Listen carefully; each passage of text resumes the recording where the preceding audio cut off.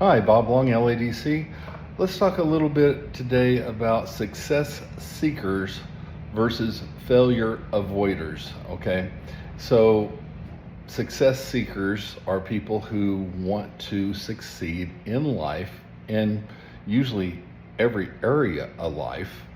And failure avoiders are those people who are trying to avoid failure.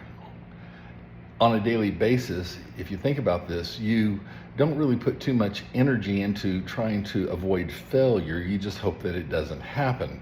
But if you're a success seeker, then you're going to put in additional energy into trying to be successful, whether that's doing some additional study, if that means taking some college courses, if that means attending groups where you could learn something that will help you be a better person. Hey, that's all about success. And those are the two types of individuals that I see coming through residential treatment. Those people who are seeking success and those people who are trying to avoid failure. So for our patients here, I've seen a lot of people come in here because they don't want to go to prison. Okay, great. They don't necessarily want to give up all their drugs, but they want to avoid prison. Other people want to avoid a divorce. Other people would like to not have a judge terminate their parental rights. So there's a lot of failures that are associated with substance use. And that's kind of what I want to talk about a little bit today. Other areas of our lives that are problematic when we are using drugs and alcohol would be the physical and the mental health. Many times, mental health, our substance abuse will mimic mental health diseases. Okay, so the use of substances can certainly mimic major depressive with or without psychotic features. Methamphetamine can certainly look like schizophrenia. Matter of fact, it can bring on schizophrenia in people who are susceptible to, because of genetics, getting it. There's also job loss and job impairment. Many people have lost their jobs and want to get their jobs back. Other people realize that that boat has sailed and they're going to have to get some retraining and enter into the world doing something else. Other people may feel they are too old, okay, and that's just that little voice saying, hey, you're too old to go back to college, you're too old to learn a trade, you might as well just keep using. It's going to impact your financial stability. If you don't have a paycheck coming in, it's going to impact that. It's going to impact those people that you are responsible for. If you have children and you don't have any money coming in, well, I got news for you. Children take a lot of money these days. They've always taken a lot of money these days, okay? But anyway, whatever those days were.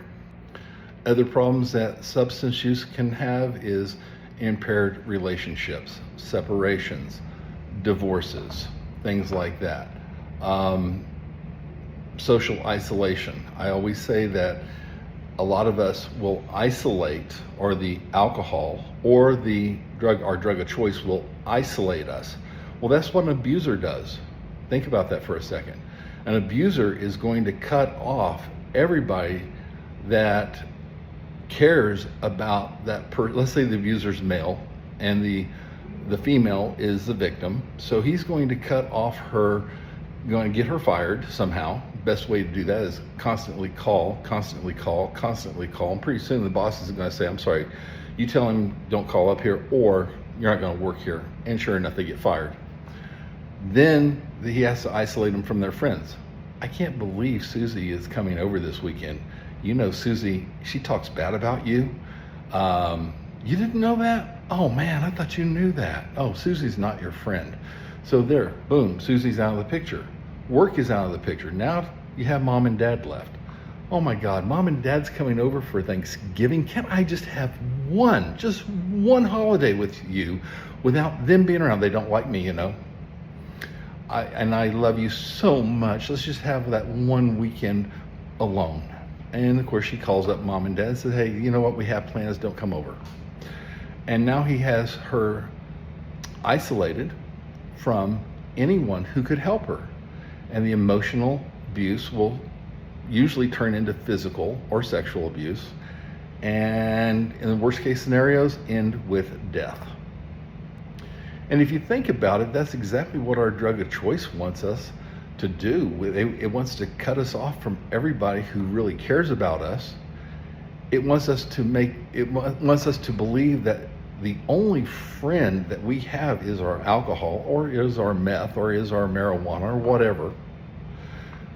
And then ultimately it's going to shorten our lives. But before it shortens our lives, it's going to make our lives a living hell. If you're in school, expect poor grades. There's just no way you're going to be able to study while you're high on meth. Sorry. Expect to drop out of college if you're using alcohol. I'm sorry.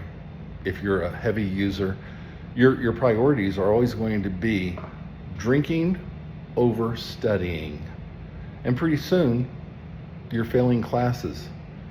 Pretty soon you're running out of money. You're diverting your money because your priority is the drug of choice, and you're putting a lot of that money into the wrong thing, and you can't afford college anymore. You also run the risk of homelessness. You run the risk of more injuries. You run the risk of organ failure. You run the risk of a whole lot of things. You run the risk of legal problems, DUIs, public intoxications. Pretty soon you're going to be doing some things to afford your substance use that you wouldn't normally do because they are morally wrong. I'm talking about stealing, okay? But it could be anything. It could be prostitution. It could be. And it is, so don't kid yourself, that's out there, to support a habit that's trying to kill you. Come on. That's not smart. A success seeker has the desire to accomplish. They will put the energy into the right things. Where, like Tony Robbins says, where your energy goes or flows, where energy flows, that's where our something goes. Okay, I just totally tore Tony Robbins. Please, Tony, sorry about that. You'll never see this because I'm a nobody on YouTube, but that's okay. Success seekers are motivated for achievement, personal growth, positive outcomes. They see challenges as opportunities for learning and growth. They're going to take calculated risks. How they see things like setbacks, they view setbacks as learning opportunities. Characteristics of success seekers: they're optimistic, they're ambitious, resilient, and they're focused on progress.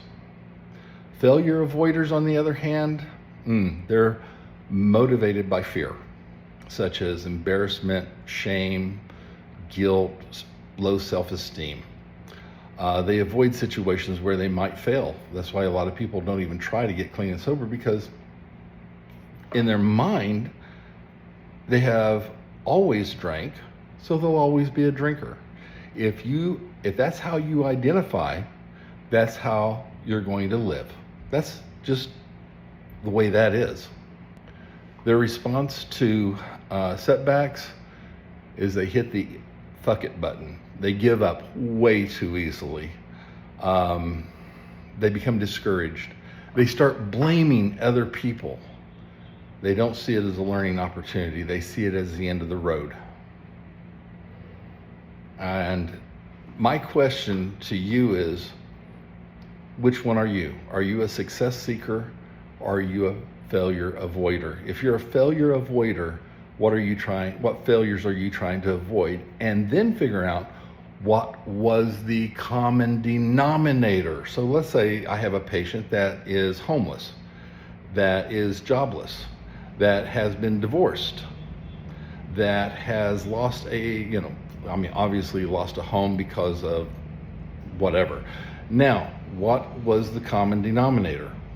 And usually it's the substance of choice or substances of choice. I'm seeing a lot of M&M, which is marijuana and meth. I'm seeing a lot of straight alcoholism. I'm seeing more and more of the old stuff coming back, the cocaine. It's all bad for you. If you want to be a success seeker, think about having the best brain you can have. Think about having the best body you can have. Think about being as smart as you can possibly be. Set the boundaries. You know who you shouldn't hang around with. Look, let's be honest. You know exactly what you need to do in order to be successful. If your motivation is only to avoid failure, you're trying to avoid prison. As soon as that legal motivation is no longer over your head, guess what? You're going to go right back to the old ways of thinking, the old ways of acting, and the old habits of using. I don't want that for you. I don't. But hey, if that's what you want, I'll support you in that, because I don't mean support you financially, okay? I'm not your daddy. Have a good day. Take care, everybody.